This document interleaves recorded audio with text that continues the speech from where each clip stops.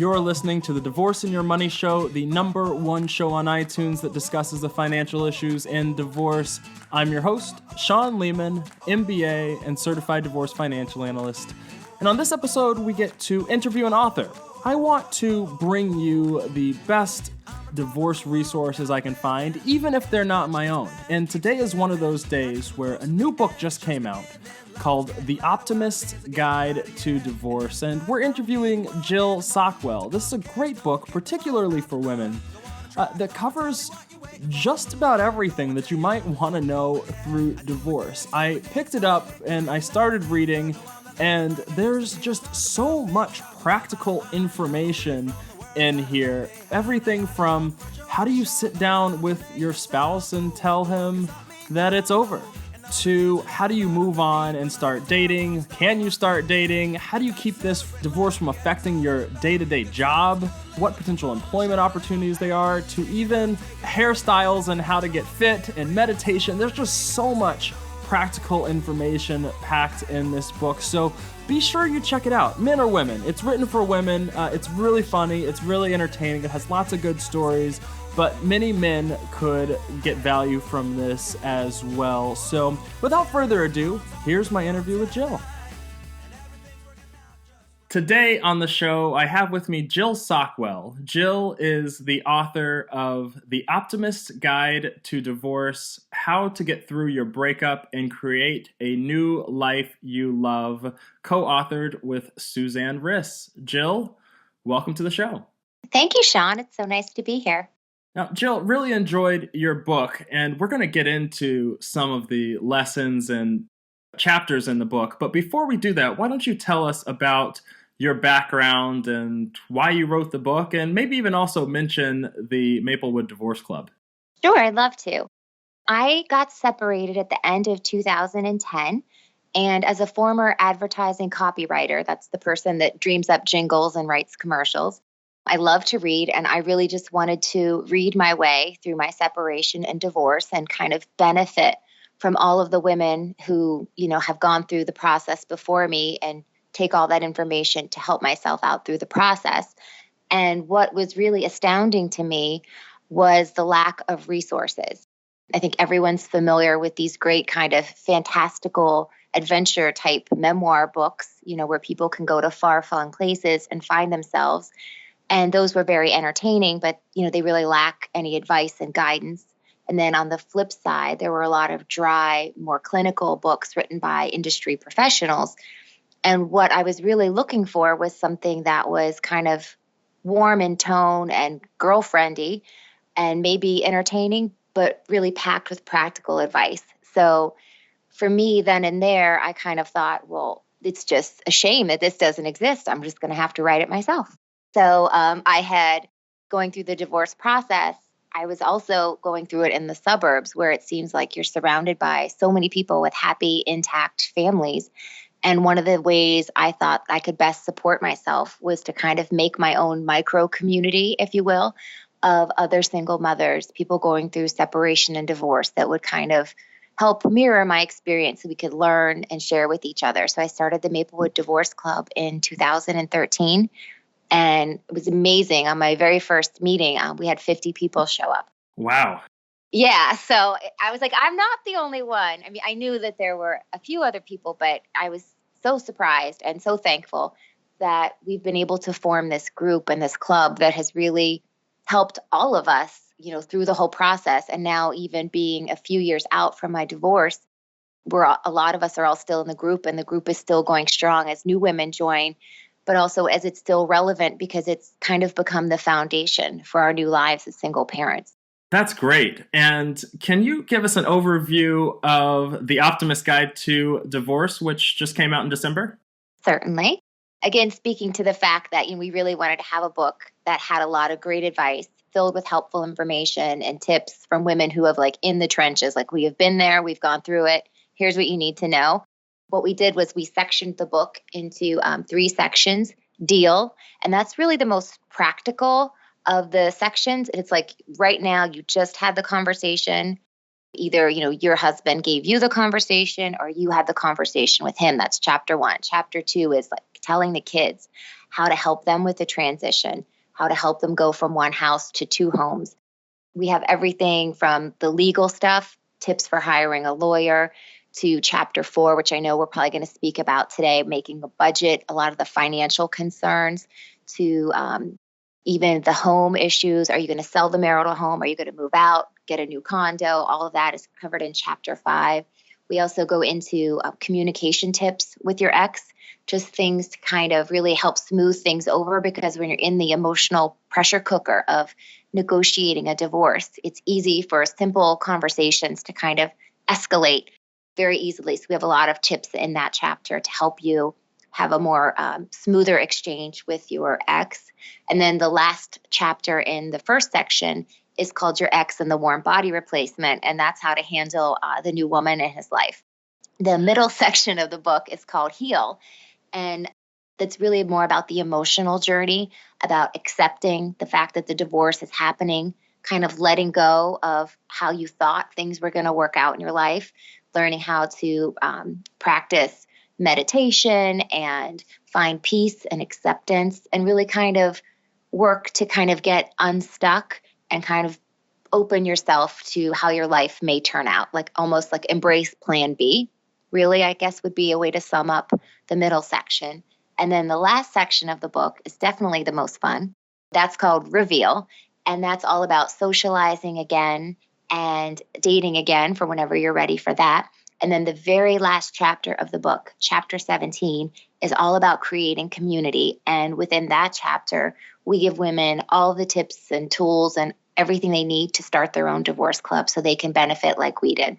I think that's great. And, I read the book and I had a lot, and I enjoyed the wide-ranging and deep advice. And in particular, as you mentioned, it's not just you and Suzanne speaking. You have tips and advice and directly from the mouths of other people who've gone through the process, and they get to share a lot of helpful tips and different perspectives and very different situations from everyone who's in the book.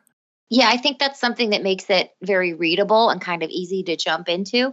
There are 10 different composite characters that are all made up of 2 or more real life women, so that kind of no matter what your story is or your current situation, I think you're very, very likely to find someone that resonates with you or that kind of echoes your experience.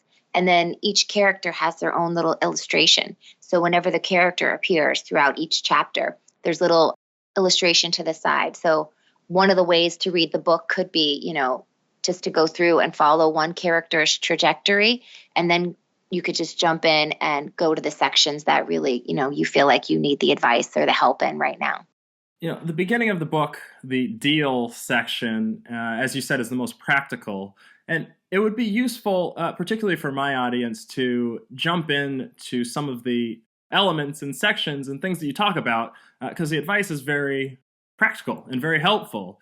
And so a few topics that I just wanted to jump into from that section of the book is for the people who are in the early days of separation. What should they be doing?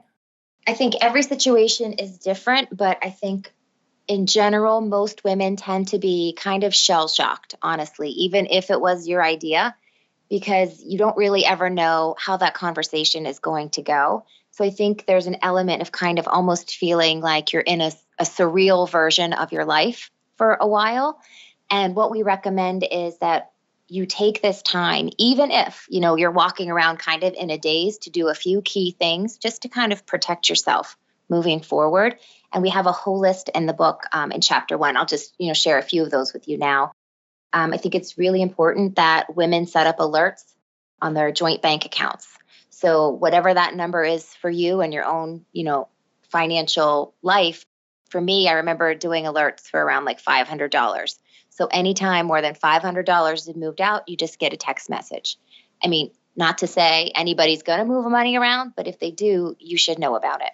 And also just kind of becoming aware of your finances, to print out all your most recent financial statements, to write down a list of all of the accounts that you have that you know about, and just kind of take that on, even though it might not be fun and it might not be something you've done. Maybe in your relationship with your husband, you never cared about the money or you didn't know where the money was. It's important now to take that on immediately and stay savvy and stay in the know, or you might regret it later.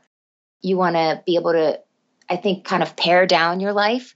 Like if somebody asks you to be the new president of the PTA or you're up for a job promotion, maybe kind of take a step back and pass on those kind of opportunities in the early months of the separation, because it's really easy, I think, to get overwhelmed.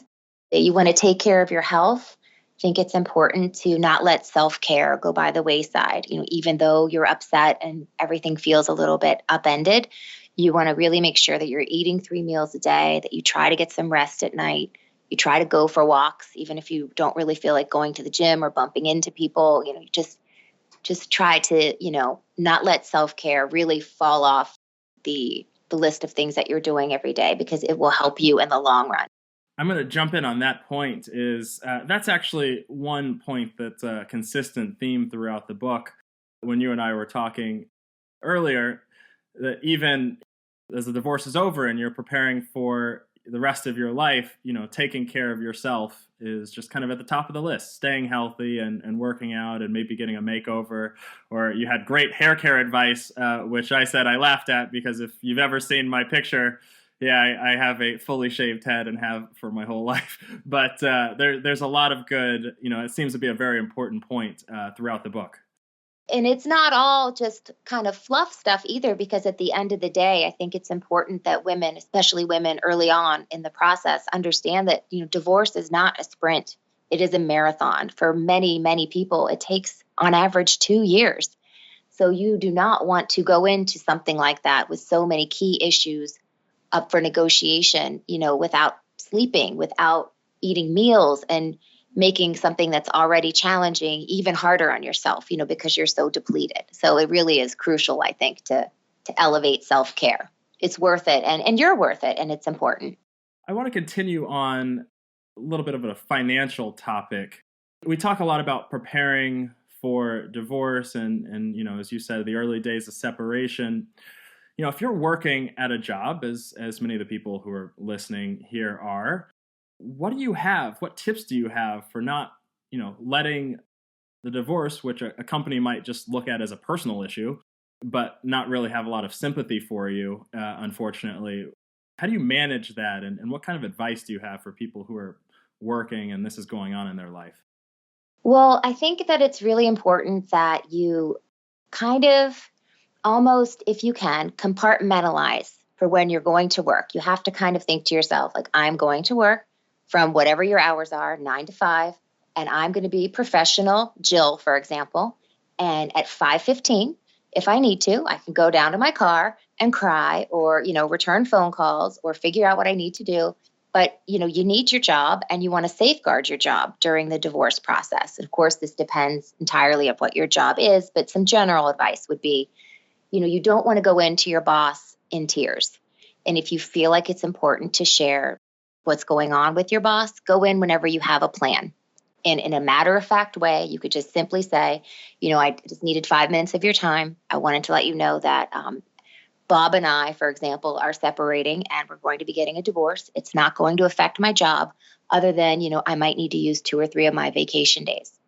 I just wanted to let you know. It totally depends, of course, on your job situation. But, we give an example in the book of Suzanne, who's my co-author. She waited until she had a plan in place, and she went into her boss and she just basically said, along those lines, we're separating, we're going to be divorcing.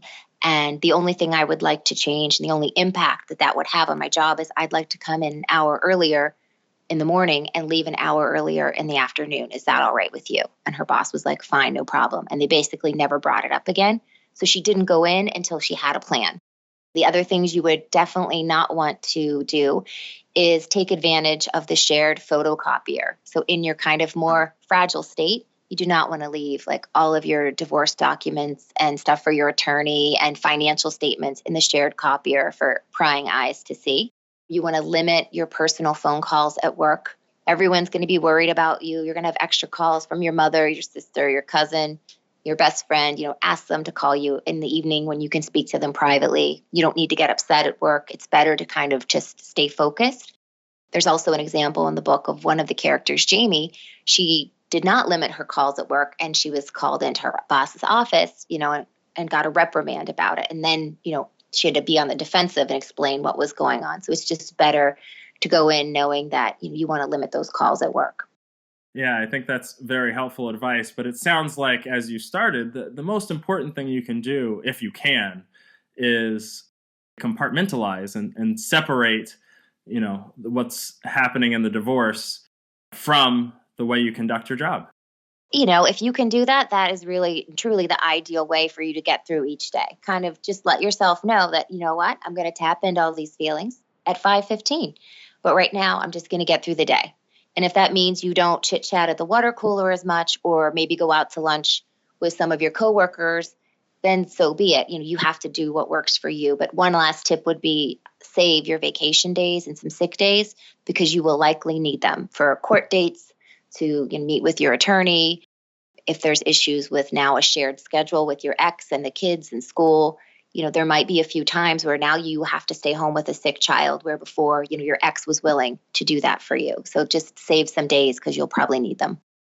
Sticking on the career theme, something that I haven't seen actually almost anywhere in terms of in other books or websites or anything else. You have this great section on after the divorce, and you need to start thinking about a new career, kind of what your options might be that don't require you to go back to school for 3 years and that kind of thing, and then started an entry-level job after another 3 years of no income. You had some kind of jobs that you can get into that pay reasonably well and don't require too much training.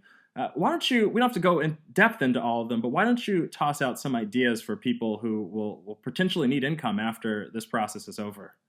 The list was basically 6 jobs you could start in 6 months or less with training. So really just a chance to kind of jump back into the job field if you need to ASAP. Maybe you stayed home, or maybe you need to switch careers for whatever reason. One of them is a phlebotomist. So that's the person at the nurse's office, doctor's office, the hospital that draws blood. You can get about, I think, a certificate for 80 hours or less in general for doing that. And then the pay would range between like 25 and 37,000. If you have a second language that you speak, you could get a job as a health or a medical interpreter, helping people, again, at the hospital who are English as a second language. So, if you were fluent in Spanish, Portuguese, different languages, that's something that, could be an option for you. And that pays up to $60,000 according to our research. Wow.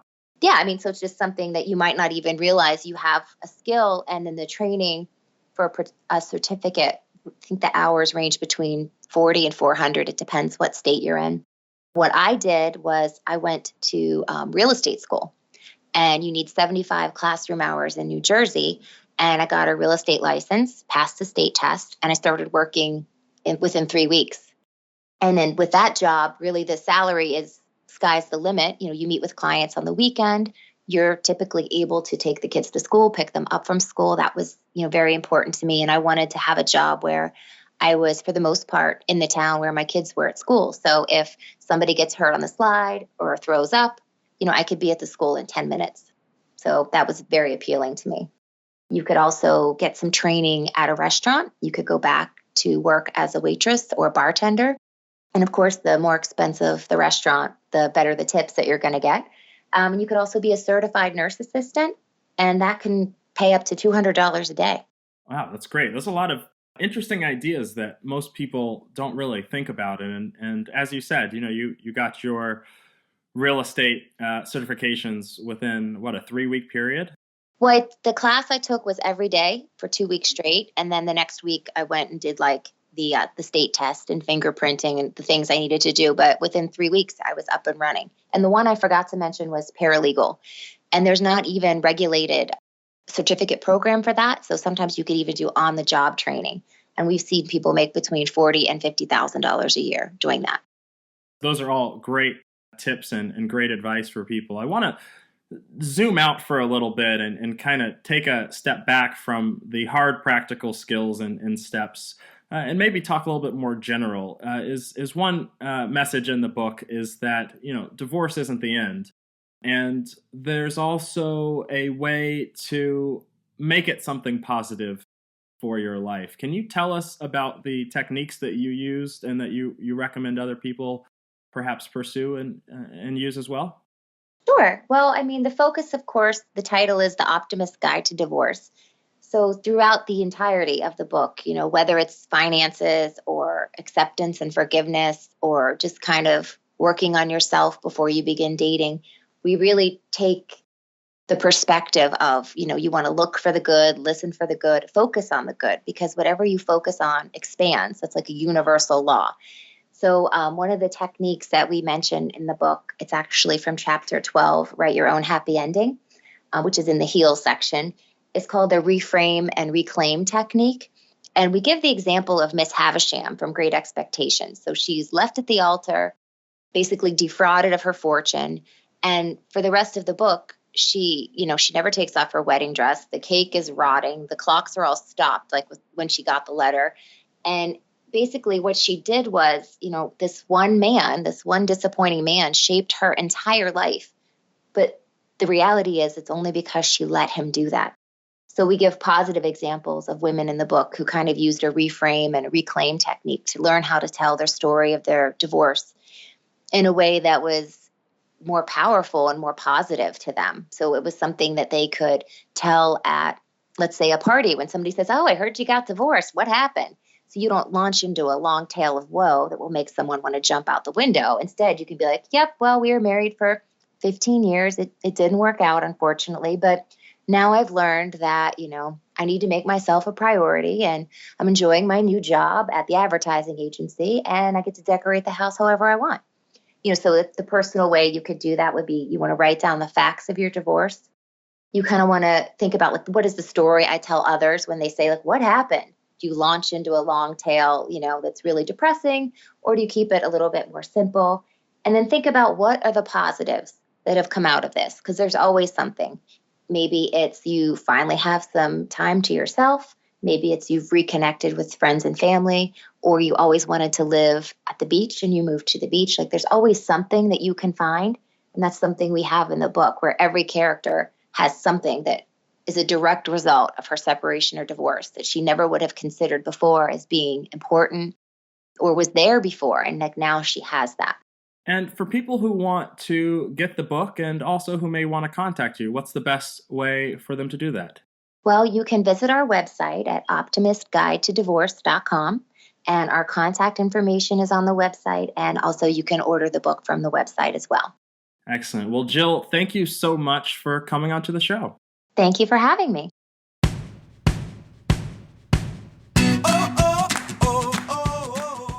We've reached the end of the episode, but before you go, I want to make sure you get some really important information at divorceandyourmoney.com. While you're there, sign up for the email list so I can keep you updated with exclusive information and resources that you won't find anywhere else. Also on the site, you can get access to one-on-one coaching, and I get to work with you, the listeners of the show, all over the United States, and I'm easy to work with, friendly, and ultimately, it boils down to just doing a couple of things specific to your situation, either before or during your divorce. The main things are understanding your financial picture and helping you negotiate the best possible settlement. My goal is to keep you from making a bunch of potential financial mistakes. Over 20 hours, over 24 hours worth if you listen to the show. And after divorce, once this process is over, and even though it doesn't feel like it is now, or it feels like it might not ever be over, but it will end, and divorce will be over. And the other thing that we get to do together in the coaching sessions is help you plan and thrive for the rest of your life. Now, I even have a new post and a podcast episode called The 5 Ways Attorneys Screw Up Your Settlement Financially.